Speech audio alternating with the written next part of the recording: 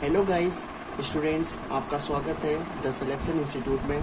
आपको मैं आज प्रतिशत टॉपिक लिया है हमने। आज हम प्रतिशत टॉपिक के बारे में कवर करेंगे और आपको ट्रिक के साथ पूरा प्रतिशत कवर होगा और ऐसा एक भी क्वेश्चन नहीं बचेगा जो कवर नहीं हो सकता।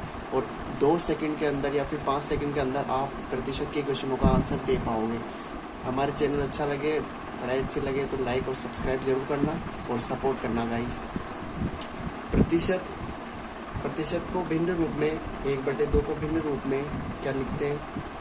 1/2 को प्रतिशत रूप में अगर अपन को बदलना है, चेंज करना है तो 1/2 को 100 से गुणा करते हैं। 1/2 को 100 से गुणा किया, 2 से 50 बार कटा तो 50%। 1/2 का प्रतिशत रूप 50% होगा। ऐसे ही 3/4 को गुणा 100 से करेंगे तो कितना आएगा? 75%। और प्रतिशत को अगर भिन्न में बदलना है तो क्या करते हैं? 40% होगा। प्रतिशत का मतलब होता है बटा में 100 लगना। 40/100, 40% यानी 40/100 बराबर 2/5। 40% का भिन्न रूप क्या है? 2/5। ऐसे ही 55% का भिन्न रूप क्या है? 55/100 बराबर 11/20। भिन्न रूप को प्रतिशत रूप में बदलने के लिए गुणा 100 किया जाता है और प्रतिशत रूप को भिन्न रूप में बदलने के लिए भाग 100 किया जाता है। अब देखते हैं हम भिन्न को प्रतिशत में। ये हमको क्या है? याद करना है। प्लीज़ इसका स्क्रीनशॉट लेके रख लेना। जैसे एक का मान है तो वो 100% के बराबर होता है। अगर 1/2 है तो 50% के बराबर होता है। 1/3 है तो 33 से 1/3% के बराबर होता है। आपको लग रहा होगा ये कैसे आया, पर ये जैसे भिन्न और प्रतिशत में निकालना है तो यहाँ मैंने बताया था जैसे 1/2 भिन्न है तो गुणा 100 करके उसका प्रतिशत में निकाल लेते हैं। वहाँ 1 × 100 करके 100%, 1/2 × 100 करके 50%। ऐसे ही ये सब निकले हुए हैं तो इनको डायरेक्ट याद करना है अपने को। 1/3 का परसेंटेज रूट क्या होगा? 33 से 1/3। 1/4 का परसेंटेज रूट क्या होगा? 25%। 1/5 का परसेंटेज रूट क्या होगा? 20%। 1/6 का परसेंटेज ये स्टार इसलिए लगा हुआ है क्योंकि ये इंपॉर्टेंट है, सबसे ज़्यादा आता है ये। तो 16 से 2/3%। इधर आएंगे तो 1/7 का परसेंटेज क्या होगा? 14 से 2/7%। 1/8 का परसेंटेज क्या होगा? 12 से 1/2%। 1/9 का परसेंटेज 11 से 1/9%। 1/10 का 10%। और फिर ये आगे आप इसका स्क्रीनशॉट ले लेना। अगर हम आगे बढ़ते हैं, ये हमारे डायरेक्ट काम आने वाला है। अगर ये हमें डायरेक्ट याद रहेगा तो हमारे बहुत आसानी है, तो ये आगे काम आएगा हमारे, इसलिए इसको स्क्रीनशॉट करके इसको याद कर लीजिए प्लीज़।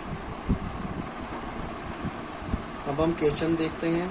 जैसे अगर कोई क्वेश्चन दे रखा है 16 से 2/3% की वृद्धि, तो उसका मतलब क्या है यहाँ पे वो बता रहा हूँ मैं कि 16 से 2/3 की वृद्धि दे रखी है तो 16 से 2/3 को क्या लिखते हैं? 1/6। 1/6 और इसका मूल रूप है 1/6 मतलब 6 में 1 की वृद्धि का हो रहा है ना, तो इसका 1/6 को कैसे पढ़ेंगे यहाँ पर अपन? 6 में 1 की वृद्धि। 6 मूल शब्द है, 1 की वृद्धि होगी तो प्राप्त क्या होगा? 7। तो 6 मूल और प्राप्त 7। ऐसे ही 16 से 2/3% का कमी दे रखी है तो 1/6 की कमी, 6 में 1 की कमी यानी 6 मूल प्राप्त है और मूल संख्या है और 5 क्या है? अपने को प्राप्त है। 6 मूल संख्या है और 5 क्या हुए? हमें प्राप्त हुई है। ऐसे क्वेश्चन देखते हैं, सिंपल पड़ेगा अपने को बिल्कुल ही। अगर हम इस तरीके से करते हैं, जैसे मूल प्राप्त संख्या इस तरीके से करते हैं तो अपने को ये बहुत ही सिंपल पड़ने वाला है। तो 8163 में 11 से 1/9% की कमी करने पर प्राप्त संख्या, ये क्वेश्चन है प्रॉपर, ऐसे ही क्वेश्चन आएंगे गाइस। 8163 में 11 से 1/3 की कमी करने पर प्राप्त संख्या कौन सी होगी? तो 11 से 1/9 को क्या लिख सकते हैं अपन? 11 से 1/9 को 1/9% को 1/9 लिखते हैं। और 1/9 में कमी का क्या मतलब है? 9 पर किसकी कमी? 1 की कमी। और 9 पर 1 की कमी होगी तो कितना आएगा? 8। 9 पर 1 की कमी होगी तो 8 आएगा। इसका मतलब ये क्या पूछना चाह रहा है कि 8163 में इतने परसेंटेज की कमी करने पर क्या प्राप्त संख्या होगी? तो ये संख्या लिख ली और कमी कितने की हो रही है? 8 पर। 9 पर 1 की कमी तो 8/9। 9 पर 1 की कमी तो 8/9। तो 8163 गुणा 8/9 बराबर ये अपने पास आंसर प्राप्त हो जाएगा। तो इस तरीके से हम सवाल करेंगे। अबे देखो, वैसे ही एक और सवाल देखो।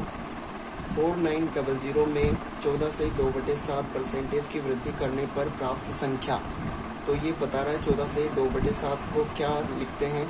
इसको लिखते हैं 1/7। 14 से 2/7 को पहले लिखा था अपन ने, 14 से 2/7 को लिखते हैं 1/7, और 1/7 का मतलब है 7 पर 1 की वृद्धि। 7 पर 1 की वृद्धि हो रही है तो 8/7, यानी 1 का कौन सा भाग, 8/7वां भाग। तो 4900 गुणा 8/7 करेंगे, क्योंकि वृद्धि हो रही है ना, तो 8/7 की वृद्धि हो रही है भाग के अंदर। तो 4900 गुणा 8/7 बराबर 5600, इसका आंसर होगा। ठीक है। अगर एक और इसका अलग मेथड है, बट वो अपन को देखना नहीं है, अपन को बस परसेंटेज के भाग वाले क्वेश्चन से ही हल करना है। ठीक है।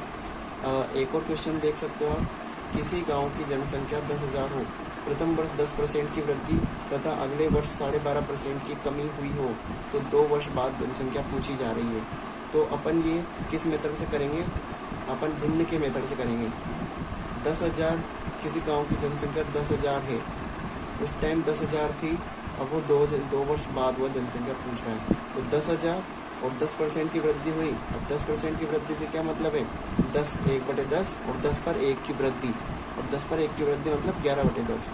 10,000 इंटू 11/10, और वैसे ही 12.5% का क्या मतलब होता है, 1/8, और 1/8 मतलब 8 पर 1 की कमी। 8 पर 1 की कमी तो कितना है, 7/8। 10,000 गुणा 11/10 इंटू 7/8 बराबर किया तो अपन ने 9625 आंसर इसका निकल के आया है। ठीक है।